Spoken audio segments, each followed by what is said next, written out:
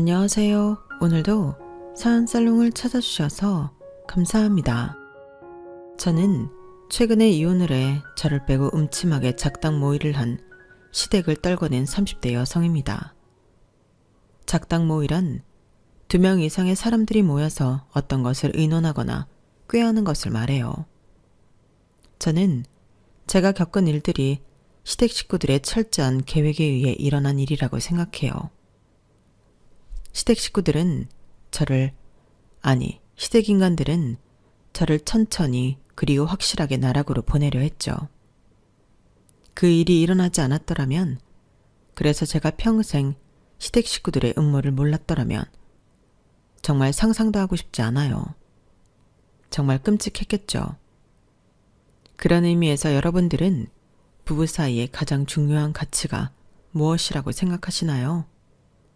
예의, 존중이나 배려, 재력? 다양한 가치가 있겠죠.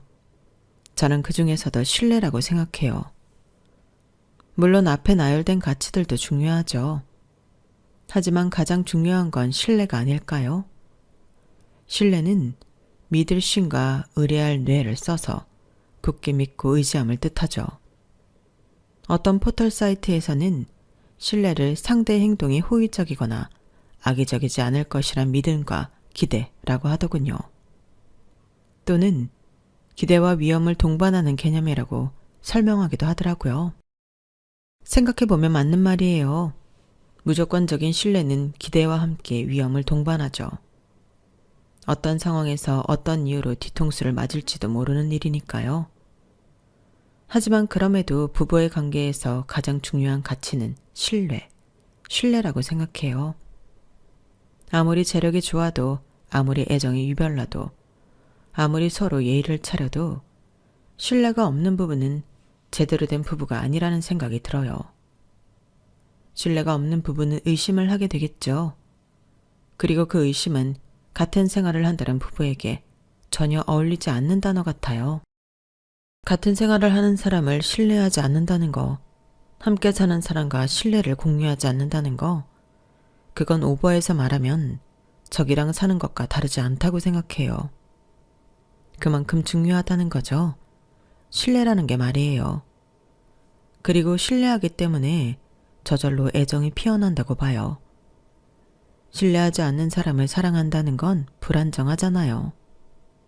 평온해야 할 결혼 생활의 불안이라니 생각만 해도 피곤하고 머리가 아프지 않나요? 그래서 저는 결혼 생활 부부관계 중 가장 중요한 건 신뢰인 것 같아요. 그리고 이런 제 말에 많은 분들이 공감해 주실 거라고 생각해요. 신뢰를 바탕으로 하는 단단한 사랑, 그것을 다들 추구하신다고 생각해요. 그리고 그런 생각과 함께 전 후회하고 있어요. 조금 더 빨리 내가 이 가치를 알았다면, 내가 이 가치가 가장 중요하다는 걸 알았다면 그 지옥에서 더 빨리 벗어날 수 있었을 텐데 하면서 말이에요. 물론 이런 후회는 영양가가 없는 후회죠. 모든 후회가 되돌릴 수 없다는 것에서부터 피어나지만 말이에요. 자기 자신을 갉아먹는 후회는 하지 않는 게 좋잖아요. 저는 그런 생각을 하면서 되도록 후회하지 않으려고 해요. 요즘엔 늦었다고 할 때가 정말 늦었다는 표현을 쓰지만 늦었다고 할 때가 가장 빠를 때도 있는 거죠. 저 실은 너무 답답하고 갑갑한 마음에 사연을 보내는 거라 많은 분들의 응원이 필요하거든요. 그러니 지금부터 힘내서 사연 시작할게요. 저는 제주도의 한 과수원집 딸로 태어났어요. 제주도니 운현과 나무를 재배해요. 감귤이나 망감류 같은 것들이요. 노지 감귤은 평수가 4,800평 정도 될 거예요. 거기다 하우스 재배도 같이 하고 있어요. 그러니 과수원을 물려받은 저희 부모님만 하시는 게 아니라 외가 쪽 친척들도 함께 일을 해요. 삼촌들부터 이모들, 이모부들이며 제 또래 젊은 조카들도 일을 도와주고 있어요. 특히나 제 또래 젊은 조카들이 도움이 많이 되고 있어요. 젊은 조카들이 일을 돕기 시작하면서 인터넷 주문도 늘렸고 귤 따기 체험도 조카들이 일을 도와주면서 시작하게 되었죠. 그뿐만 아니라 귤로 만든 척이나 잼을 판매하기도 하고요. 그리고 요샌 굿즈 같은 것들도 만들어 판매해서 수입이 크게 늘어났어요. 그때 제가 대학교를 다닐 때였어요. 그때부터 사업이 커지게 된 거죠. 그래서 제가 이런 이야기를 친구들이나 대학 동기들, 주변 사람들에게 하면 그럼 너 귤 수저네, 부자네 부자 하면서 놀리기도 했죠. 지금도 그런 소리를 듣고요. 하지만 저희 친정이 넉넉해진 건 젊은 조카들이 투입되면서, 그러니까 최근의 일이에요. 그전에는 제주도의 흔한 감귤 농장 중 하나였죠. 아니, 어쩌면 그 농장들 중에서도 유행을 따라가지 못하는 특색 없는 농장이었어요. 그러니 저는 삼시세끼는 꼬박꼬박 챙겨 먹을 수 있는 정도의 유년 시절을 보냈어요. 하지만 저희 집에 한번 위기가 있었는데요. 저에게 5살 많은 오빠가 있는데 오빠가 고등학교를 진학할 시기에 아버지가 전세 사기를 당해서 크게 빚을 진 적이 있었어요. 그때 과수원 일부를 팔아야 한다느니 지금 살고 있는 집을 팔아야 한다느니 심각한 말이 오고 갔죠. 결국엔 과수원을 팔지 않고 살던 증조할머니 때부터 살던 2층짜리 주택을 팔아 저희는 28평 작은 집으로 이사를 갔어요. 그리고 오빠와 제가 방을 같이 써야 했죠. 방이 3개였지만 한 방은 농사를 지을 때 필요한 물건을 넣어놓을 창고로 써야 했거든요. 그래서 오빠 나이 16, 제 나이 11살 때 서로 각자의 이유로 큰 고민에 빠진 거예요. 사실 저와 오빠가 친하긴 했지만 방을 공유할 정도로 허물없진 않았거든요. 그리고 5살이나 많은 오빠니 전 오빠를 종종 무서워하곤 했고요. 그래서 저도 유쾌하지 않았고 오빠도 그랬어요. 그런데 오빠가 가족끼리 저녁을 먹는 자리에서 자기의 계획을 이야기했어요. 저 육지로 갈게요. 경상도에 기숙사형 공업고등학교가 있는데 거기로 갈게요. 기숙사라 안전할 거고 기숙사에서 공부만 할 테니 따로 돈 드는 것도 없어요. 그리고 거긴 방학 때도 있어도 된대. 짐 뺄 필요 없대요. 그리고 어차피 지민이랑 방 같이 쓰면 지민이도 불편하고 저도 공부하기 불편하잖아요. 오빠는 담담하게 말했지만 제 눈엔 오빠가 아쉬워하고 있으며 조금은 불안해하고 걱정하고 있다는 게 보였어요. 이날 오빠가 선언을 하기 전에 저희 아버지가 은근슬쩍 오빠에게 실업계를 가서 취업을 하는 게 어떻겠냐고 물어보셨거든요. 그런 부탁이 아닌 부탁을 할 만큼 전세 사기에 타격이 컸거든요. 원래 살던 집을 팔아도 매달 빚을 갚아야 했으니까요. 그러니 대학을 가기 위해 진학하는 인문계를 저희 부모님은 차마 보낼 수가 없던 거예요. 하지만 그런 속사정을 알면서도 아버지의 이야기를 들을 때도 오빠의 담담한 척하는 선언을 들을 때도 오히려 제가 마음이 안 좋더라고요. 왜냐하면 저희 오빠 전교 부회장까지 하고 공부도 매번 반에서 3등 안에 들었거든요. 그리고 학교에서도 오빠의 선택을 말렸어요. 담임선생님과 일주일 내내 상담을 하느라 집에 늦게 들어오곤 했죠. 하지만 오빠의 마음은 한결같았어요. 꿋꿋했죠. 그래서 결국 오빠는 육지로 올라가 공업고등학교에 진학해요. 그리고 거기서 높은 성적으로 졸업했죠. 교장 선생님이 추천서를 받아 19의 좋은 기업에 취직했어요. 또래보다 높은 월급을 받으면서 승진도 빨리 했고 인정받는 기술자가 되었죠. 그리고 제가 고등학교 진학을 눈앞에 두고 있었어요. 여전히 빚을 갖고 있던 아버지는 오빠에게 했던 말을 제게 똑같이 하셨죠. 어머니도 마찬가지였고요. 그래서 저는 오빠를 보고 자라서 알겠다고 했어요. 속상한 마음이 전혀 없던 건 아니에요. 저도 매년 반장을 했고 학교 성적도 좋았어요. 오빠만큼은 아니지만요. 저희 부모님은 오빠가 다닌 고등학교로 저를 보낼 생각이셨어요. 그래서 전 육지에 갈 준비를 했는데 어느 날 오빠가 집으로 온 거예요. 아버지 어머니, 지민이 인문계 보내세요. 지민이는 지민이만큼은 인문계 보내야죠. 대학도 보내야 하고요. 빚이요? 이거 받으세요. 이제껏 제가 모아놓은 돈이에요. 빚이 얼마나 되는지는 모르겠지만 이 정도면 지민이 인문계 보낼 수 있잖아요. 그리고 제가 도와드릴 테니까 저 그 정도 할 능력 되니까 지민이 대학까지 보내요. 안 그러면 두고두고 부모님 원망받게 더해요. 그러니까 지민이한테 다른 말 하지 말고 인문계 원서 써요. 오빠는 처음으로 부모님에게 강하게 말했어요. 그리고 저희 부모님은 통장을 보시더니 눈물을 흘리셨어요. 그리고 미안하다고, 오빠에게 연신 미안하다고 하셨죠. 그렇게 저는 인문계 고등학교로 진학했어요. 그리고 오빠의 기대에 저버리지 않기 위해 열심히 공부했죠.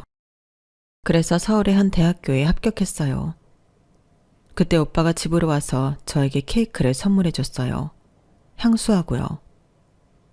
거기서도 네가 원하는 일을 할 수 있도록 노력해.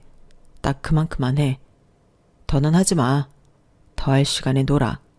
충분히 즐겨. 알겠지? 하지만 대학교에 들어가서 공부를 하다 보니 공부에 욕심이 생기더라고요.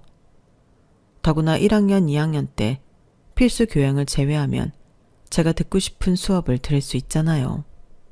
그게 너무 좋았어요. 하고 싶은 공부를 한다는 건 말이에요.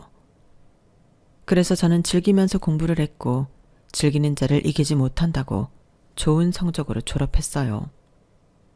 다만 그렇다 보니 오빠가 강조한 건 지키지 못했어요. 오빠가 분명 충분히 놀라고 그랬잖아요. 그러면서 좋은 인간관계를 만들려고 했거든요.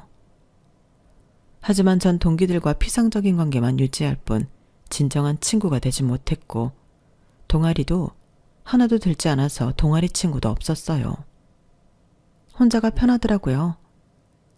대학생이 되니 혼자서 밥 먹는 걸 이상하게 쳐다보지도 않고요. 그래서 공부도 혼자, 밥도 혼자서 먹었어요. 여행도 혼자서 하고요. 거의 모든 걸 혼자서 했죠. 취업 준비도 혼자서 했어요. 혼자 인터넷에서 정보를 찾아보면서 준비를 했죠. 그리고 덜컥 한 회사에 합격해 입사를 하게 되었어요.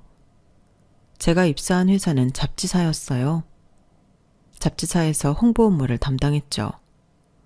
홍보는 기업 PR, 언론 홍보, 사내 홍보가 있는데요. 저는 그 중에서 언론 홍보 쪽의 업무를 많이 받아서 기자와 접대를 해야 하는 경우가 있었어요. 주로 식사나 음주를 하는 게 일반적인데 가끔 골프를 통해 접대를 할 때도 있었어요. 그러다 보니 저도 골프를 배우기 시작했죠. 골프는 어렵진 않았어요. 제가 실은 운동을 좀 하거든요. 수능을 공부했을 때도 대학 시절에도 운동은 늘 꾸준히 했어요. 수영은 초등학생 때부터 해서 수준급으로 하고요. 러닝은 머리가 복잡할 때마다 해요. 헬스도 성인이 되고 나서 배우기 시작했고요. 그래서 골프를 배우겠다고 마음을 먹는 게 어렵지 않았어요. 하는 것도 어렵지 않았고요. 그리고 제가 골프를 배우고 있다고 하자 기자분들이 굉장히 좋아했어요. 다음에 같이 라운딩 가자고 웃으면서 말했죠. 그리고 황금 같은 주말에 라운딩 접대가 잡혔어요. 저는 황금 같은 주말을 빼앗긴 것에 조금 열이받기도 했지만 처음 가보는 라운딩에 설레기도 했어요. 제 사수와 저, 기자님 두 분이 근교한 리조트로 라운딩을 갔어요. 거기서 남편을 만났어요. 저는 맨 처음에 남편이 저희 팀 캐디로 와서 캐디인 줄만 알았어요. 남편은 저희 팀 옆에서 저희 짐을 들어주고 여러 코칭을 해줬죠. 코칭을 해주는 게 남달랐어요. 골프에 대한 지식이 깊어 보였죠. 그리고 저를 제외한 나머지 사람들도 남편이 잘한다며 팁을 주기도 했어요. 남편은 그때 그 팁도 잘 받아두어서 저는 정말 캐디인 줄 알았어요. 그리고 저는 라운딩이 끝나고 다음에도 부탁을 하려고 제 명함을 주고 남편의 명함을 받으려고 했죠. 그런데 남편이 명함이 없다는 거예요. 그래서 이번에 들어온 초보 캐디인가 싶었어요.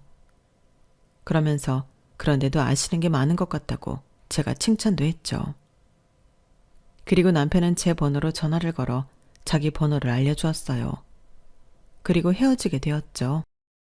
그리고 저는 몇 번의 라운딩 접대가 있어 그 리조트를 갔고 그때마다 남편은 없었어요. 저는 아쉬운 마음이 들었지만 어쩔 수 없다고 생각하다가 어느 날 제가 먼저 연락을 했죠. 요새 통 안 보이시던데 그만두셨냐고요. 그러니까 남편이 매일 가는 게 아니어서 그렇다고 답장이 오더라고요. 그래서 제가 아쉽다고 몇 번 갔는데 없어서 연락드렸다고 하니까 아쉬우면 만나자는 거예요. 그때가 밤 9시였어요. 제가 황당해서 지금요? 라고 물으니 회사 근처 헬스장에 있다고 해요. 커피 한잔 할래요? 묻길래 일단 나가봤어요. 그러니 남편이 운동복 차림으로 커피를 마시며 기다리고 있더라고요. 여름이어서 저는 시원한 커피를 시켰어요. 그렇게 저희는 시원한 음료를 마시면서 대화를 나누었죠. 골프 이야기를 주로 했어요. 그러다 운동 이야기를 하고 회사 이야기도 잠깐 했죠. 그러다 자연스럽게 카페가 있는 건물 5층에 있는 스크린 골프장에 가서 골프를 쳤어요. 한 경기가 빠른 속도로 끝난 것 같았어요. 아쉬운 마음이 들었죠. 그래서 그 다음 날에도 만났어요. 그 다음 날에도 만나서 골프를 쳤고 서로 자세를 봐주기도 하고 끝나면 커피를 마시고 밥을 먹을 때도 있었죠. 그렇게 저희는 한 달 동안 친구로 지내다 연인이 되었어요. 그리고 연인이 되자 남편이 말하더라고요. 자기는 캐디가 아니라 사실 그 리조트가 아버지가 하시는 사업이라고요. 주말에 가끔 도와서 이것저것 하는 것일 뿐 캐디가 아니라고요. 그 이야기를 듣고 처음엔 무척 놀랐죠. 그 리조트 규모가 상당하거든요. 사람들도 많이 가고요. 속으로 땡 잡았다 싶기도 했어요. 그런 제 속을 들킨 건지 남편이 웃더라고요. 그러면서 자기는 일반 회사원이고 아버지 사업엔 관심이 없다고 말했어요. 유산도 물려받을 생각이 없다고요. 그리고 유산이라고 할 것도 없다고 하더라고요. 겉만 으리으리해 보이지 속은 텅텅 비었대요. 그런 말을 하면서도 남편의 옷은 늘 고가였어요. 차도 외제차였죠. 사실 처음에 캐디라고 생각했을 때도 부자일 것 같았어요. 왠지 캐디는 취미로 하는 사람 같았죠. 왜 사람이 귀티가 난다고 할까요? 그런 사람이에요. 그래서 많이 겸손하구나 이렇게 생각했어요. 그런 남편과 저는 2년을 연애했어요. 연애하면서 다툰 적은 거의 없어요. 둘 다 속에 담아놓지 않는 편이라 거슬리거나 짜증이 나거나 서운한 게 있으면 곧바로 말했어요. 게다가 서로 인정이 빠르거든요. 그래서 사과도 빨랐죠. 그리고 제가 결혼을 결심하게 된 건 남편은 제 빈틈을 채우는 사람이었기 때문이에요. 사실 저희 친정이 시골이지만 가부장적이지 않아 제가 요리에 취미가 없어요. 좋아하지도 않고 잘 하지도 못해요. 오히려 요리는 저희 오빠가 잘해요. 섬세한 편이거든요. 반면에 저는 운전하는 걸 좋아해요. 그래서 남편 회사까지 태워다주고 데리러 가는 일을 많이 했어요. 남편이 회식이 있는 날에도 시간이 되면 데리러 갔죠. 여행을 할 때도 제가 운전하고요. 남편은 운전이 좀 지루하다고 하더라고요. 그리고 저희는 운동도 같이 했어요. 수영이며 골프며 러닝이며 이런 취미가 같다는 것도 서로의 틈을 메워주는 것 아니겠어요? 그리고 결정적으로 저는 남편이 화목한 집에서 태어난 것이 좋았어요. 남편은 아버지, 어머니, 남편, 시누이 이렇게 4식구인데요. 연애 중에 종종 식사에 초대해줘서 간 적이 있어요. 거기서 저는 무척 즐거웠어요. 호탕하고 재미있는 아버지, 귀엽고 소녀 같은 어머니, 예의 바르고 똑 부러진 시누이. 저는 남편의 가족이 참 마음에 들었어요. 남편이 바르게 자란 게 가족 덕분이라는 생각이 절실히 들었죠. 그렇게 저희는 별다른 프로포즈 없이 상견례 날짜를 잡았고 결혼식을 올렸고 부부가 되었어요. 결혼 생활은 흠집 잡을 게 없었어요. 화목한 친정, 화목한 시댁, 저에게 잘하는 남편. 어디서 불만을 찾을래야 찾을 수가 없었죠. 게다가 저희 시돈집을 구하는데 시댁은 신축 아파트로 가라며 1억을 보태주셨어요. 그리고 친정은 대결이라도 하듯 TV와 침대, 소파를 모두 고급으로 선물해 주셨어요. 그 덕분에 저희 부부는 신축 아파트에서 좋은 가구를 두고 살았죠. 심지어 남편의 외제차도 있어서 부자가 된 것 같았어요. 그리고 저희 시댁은 석 달에 한 번꼴로 강원도 좋은 펜션으로 놀러 가거나 가까운 해외로 여행을 가기도 했어요. 그리고 정이 많은 시어머니는 제게 꽃을 사주시거나 고가의 화장품을 선물해 주시기도 했죠. 시아버지는 거의 매달 시댁 식구가 모여 외식을 하는 자리에 늘 계산을 하시고 든든한 모습을 보여주셨어요. 그리고 제 국산차를 보시더니 지금 이런 차를 타는 사람이 있냐며 나중에 당신이 바꿔주겠다고 호언장담을 하셨죠.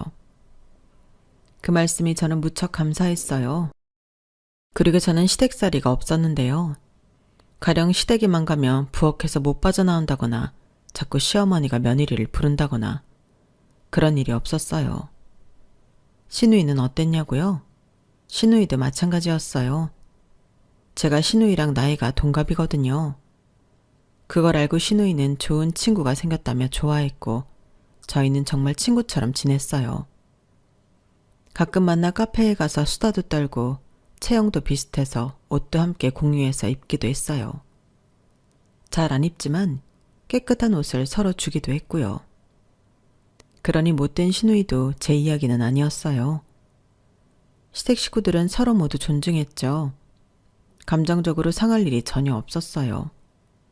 저는 그런 여유가 부유에서 온다고 생각했어요.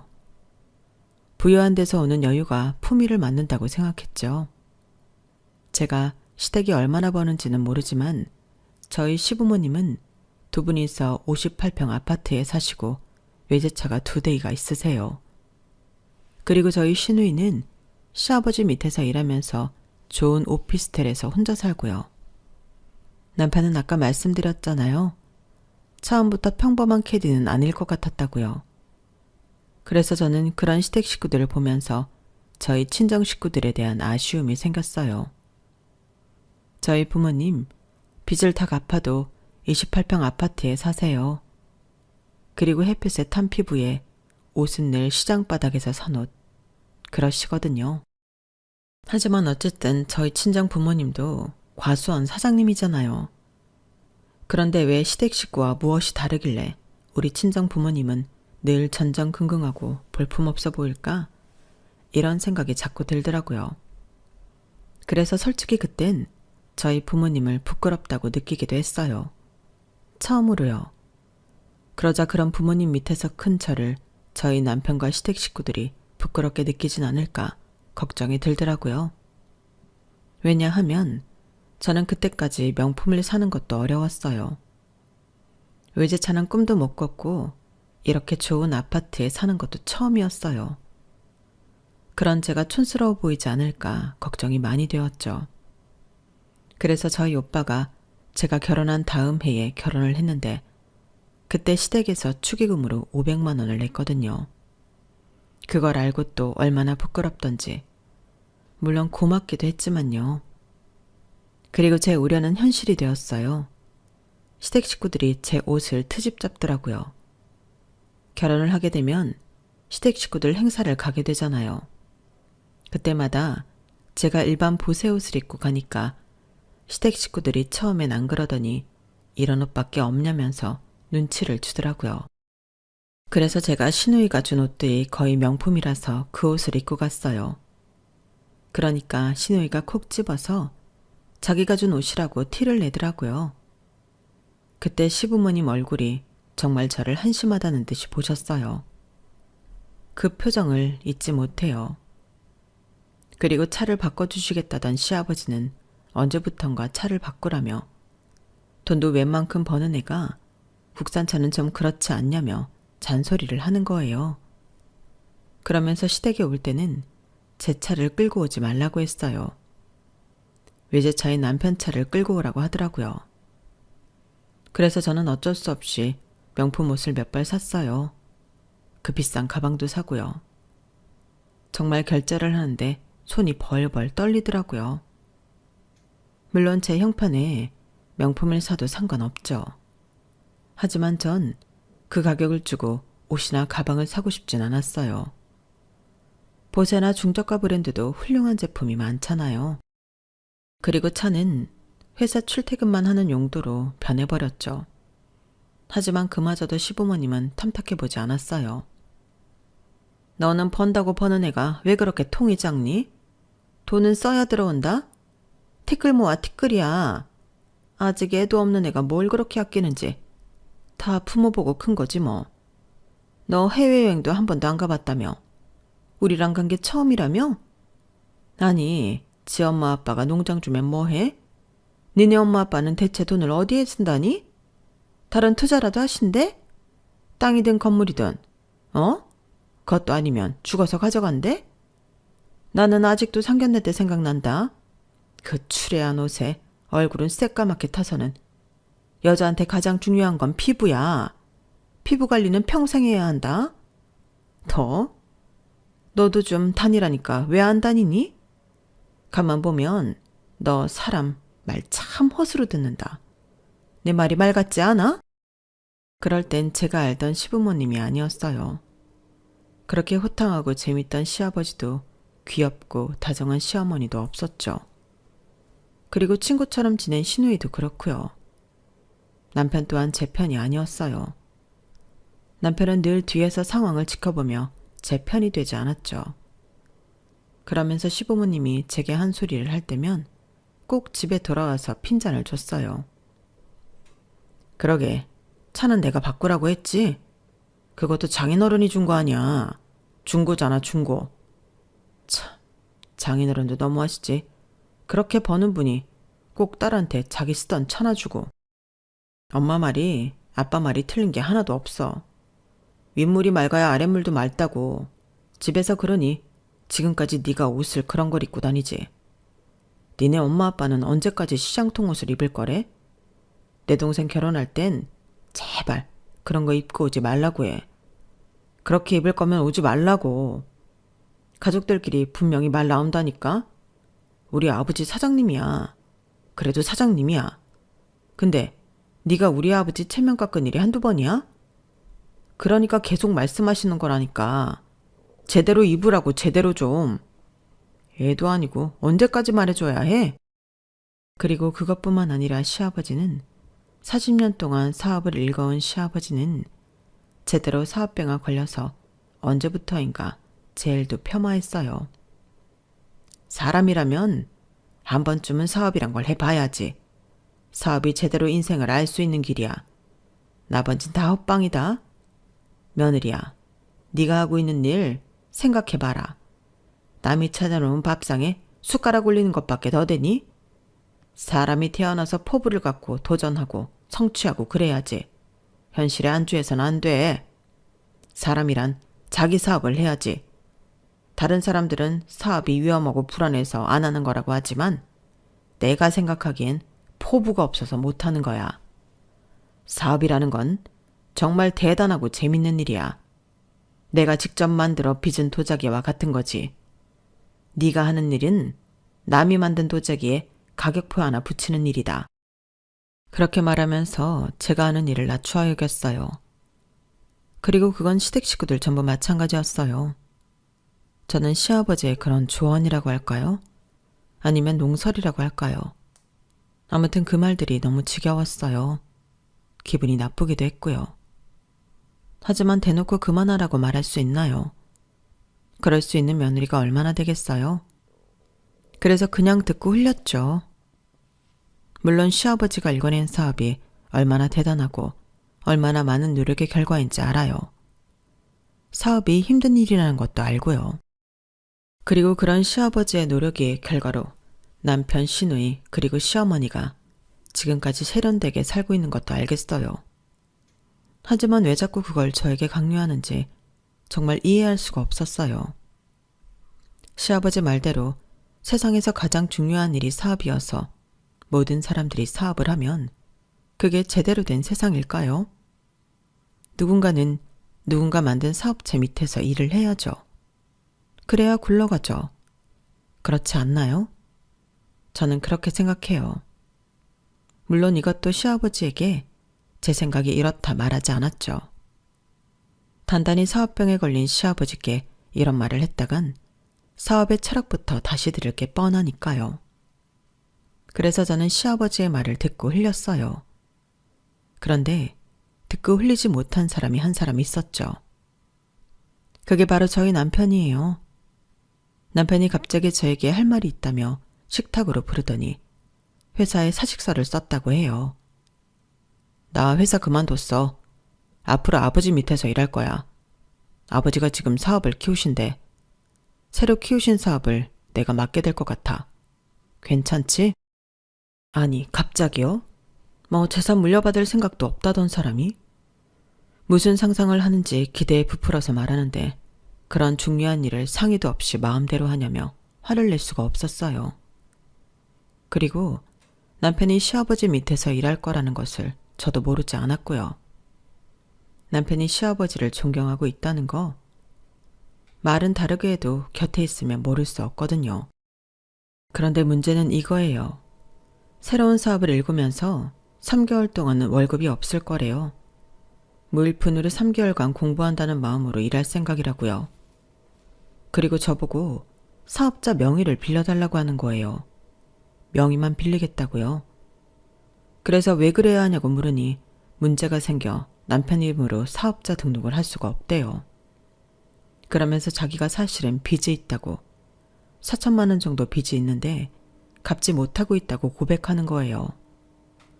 저는 그제서 놀라 자빠질 것 같았어요. 저는 그 빚이 왜 생긴 건지 몰랐어요. 그러자 아버지가 사업을 왜 빌려달라고 해서 빌려줬다고 말하더니 걱정할 필요가 없다는 거예요. 금방 갚을 수 있다면서요. 제가 결혼 전의 일이냐고 물으니 결혼 전의 일이래요. 그러면 이자가 붙어서 4천만 원보다 금액이 클 것 아니에요. 저는 눈앞이 캄캄했어요. 그리고 제 명의를 빌려줄 수 없다고 말했죠. 그리고 닷새가 지났는데 남편이 그 닷새 동안 저와 한마디도 하지 않았어요. 누가 이기나 보자는 식으로 저도 남편에게 말을 걸지 않았고요. 그러자 시아버지께서 전화가 오더라고요. 나가야, 승준이에게 말 들었니? 그거 별거 아니다.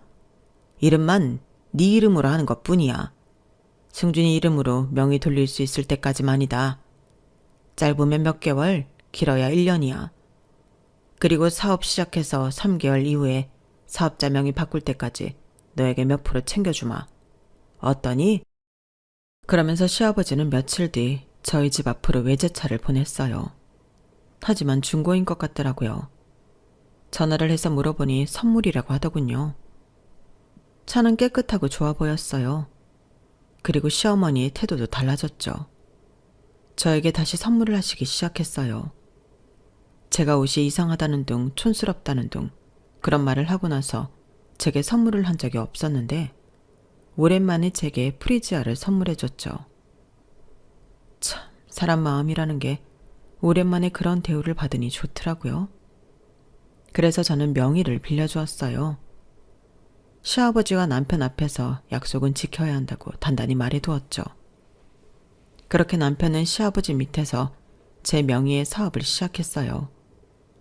골프 여행 사업이었어요. 골프 리조트에 홍보를 하니 골프 여행을 하겠다는 손님이 많았어요. 그래서 남편이 엄청 바빴어요. 집도 늦게 들어오고 일찍 들어오는 날에는 서재에서 노트 부르고 계속 일만 하고요. 그만큼 남편이 일에 대한 욕심이 많았어요. 언제는 저에게 제 친정 식구들이나 주변인들 중에 골프 치는 사람 없냐고 물어보더군요. 남편이 일을 열심히 해보겠다는데 안 도와주고 싶은 와이프가 어디 있겠어요. 그래서 저는 물어물어 사람을 모아 여행팀을 꾸려주기도 했어요. 그리고 남편은 좋아했죠. 역시 시골 사람이라 인심도 좋다느니 그런 말을 했어요. 저는 남편이 즐거워 보여서 다행이다 싶었죠. 그리고 남편과 시아버지가 약속한 3개월이 지났어요. 저는 회사에서 내내 휴대폰을 쳐다봤어요. 솔직히 이 두 사람이 제게 얼마를 챙겨줄지 궁금했거든요. 그런데 아무리 해도 소식이 없어요. 그리고 남편이 퇴근을 했죠. 그런데 제 눈은 쳐다보지도 않고 곧바로 서재로 들어가더라고요. 그래서 저는 한 달을 기다렸어요. 하지만 제 통장에 남편 회사에서 입금되는 돈은 없었어요. 시아버지 회사에서도 마찬가지였고요. 저는 돈을 왜 안 주냐고 말하기도 째째해서 말하지 않으려고 했어요. 그런데 남편이 생활비도 주지 않더라고요. 그래서 그건 말할 수 있을 것 같아서 남편에게 왜 생활비를 주지 않냐고 물었어요. 그러자 남편이 뭐라고 하는지 아세요? 생활비? 당신도 참 너무한다. 나 이제 겨우 월급도 한 월급 챙길 수 있게 되었는데 그러자마자 당신한테 뺏겨야 하는 거야? 당신은 날 대체 뭘로 보는 거야? 나 오늘 당신한테 소고기라도 사려고 했는데 그런 마음 싹 사라졌어. 당신도 다른 마누라들이랑 똑같구나? 그러면서 자자 그래 하면서 그 자리에서 30만 원을 제게 입금하더라고요. 하지만 원래 제가 받던 생활비는 그 정도가 아니었어요. 대체 물가가 그렇게 올랐는데 30만 원 가지고 어떻게 생활을 꾸려가라는 건지. 하지만 좋게 생각했어요. 남편이 30만 원밖에 줄 여유가 없어서 그러는 거라고 생각했죠. 그리고 다음 달이 되었어요. 약속한 돈은 그달도 없었고 남편은 생활비를 보내지 않다가 제가 달라고 하니 제 통장으로 10만 원을 보내더군요. 저는 걱정이 되었어요. 사업이 잘 되지 않는 거라고 생각했죠. 그런데 남편이 이번에 차를 바꿨어요. 외제차로요. 신형이요. 그걸 보여주면서 저에게 자랑을 하는 거예요. 그래서 제가 남편 앞에서 한숨을 푹푹 쉬었어요. 그러자 남편이 짜증을 내더라고요. 왜 기분 좋은 사람 앞에서 한숨 쉬냐고요. 한숨이 안 나오게 생겼어? 당신 사업은 잘 되고 있는 거야? 매달 생활비 챙겨준다며. 저번 달엔 30만 원이었고 이번 달엔 10만 원이었어. 다음 달엔? 다음 달엔 대체 얼마를 줄 건데? 대체 매달 얼마나 챙기길래 나한테 그만큼 주는 거야? 제대로 하는 건 맞아?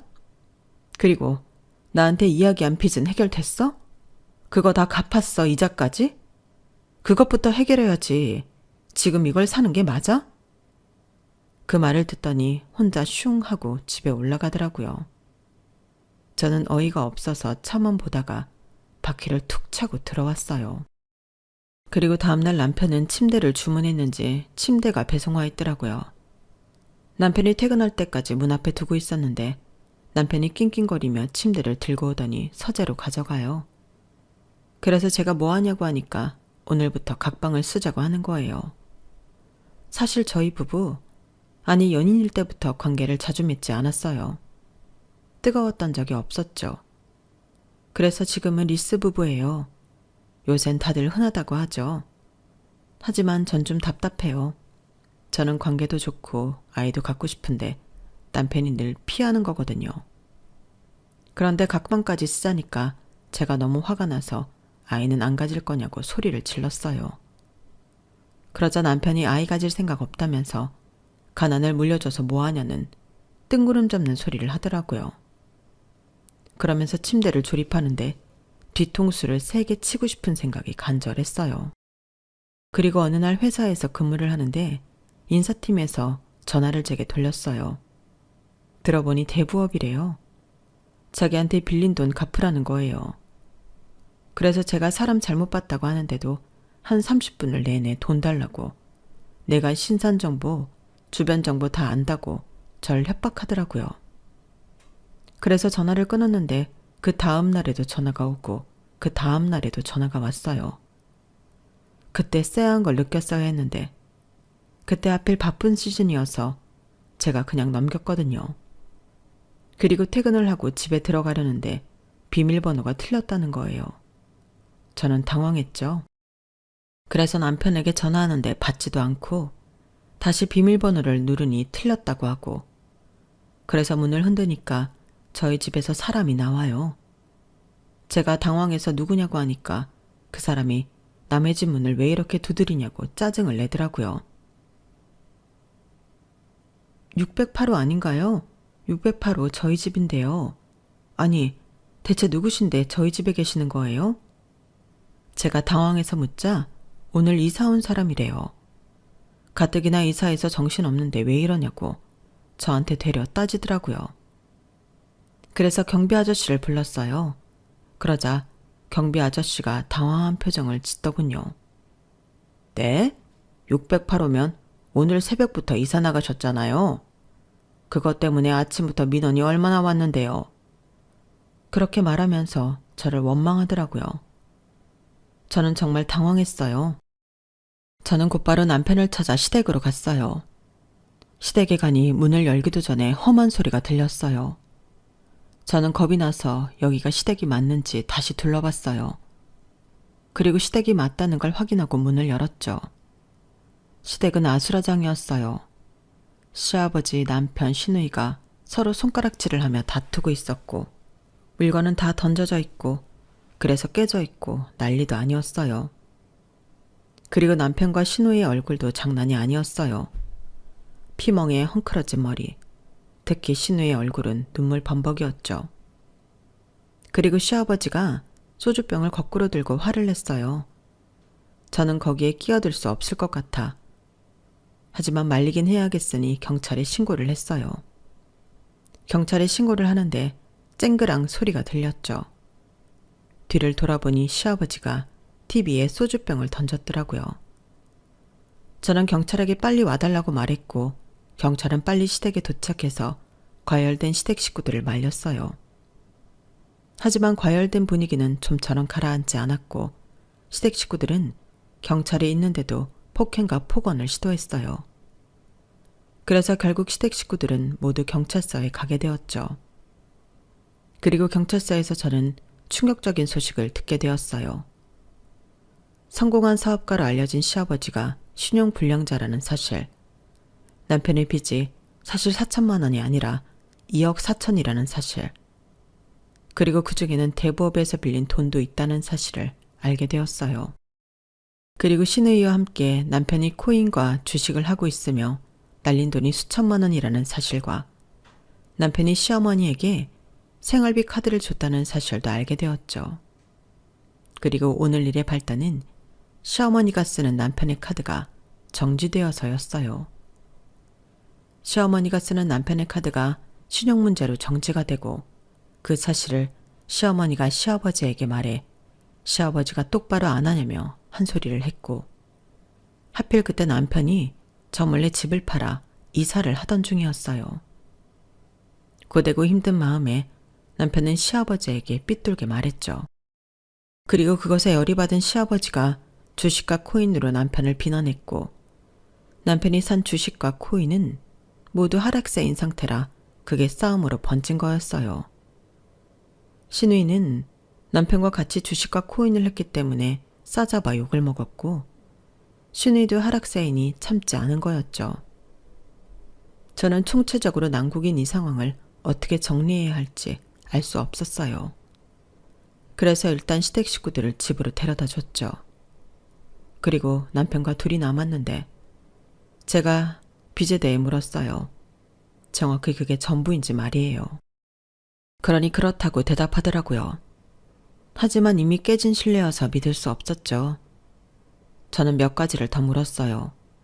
주식과 코인은 언제부터 했으며 왜 말하지 않았는지, 얼마나 많은 돈을 잃었으며 언제부터 그런 건지 말이에요.